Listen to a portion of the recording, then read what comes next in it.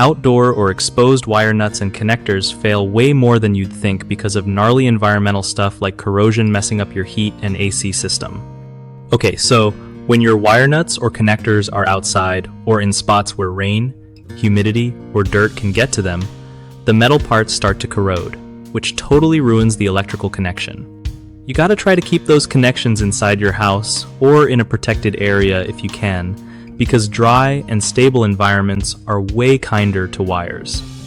If moving the wires inside is impossible, then definitely use weatherproof connectors designed to keep moisture and dirt out. Regularly checking your outdoor electrical spots for any signs of rust or corrosion helps catch problems early before things stop working altogether. When you spot corrosion, you can clean it off gently with a wire brush and then apply an anti-corrosion spray or electrical grease that blocks moisture. Also, make sure wire nuts are tight and properly twisted. Loose connections get hot and corrode faster. Using connectors made from corrosion-resistant materials like stainless steel or plastic-coated ones is a smart move too. Lastly, always turn off power before messing with any wiring to stay safe while keeping your heat and AC running smoothly.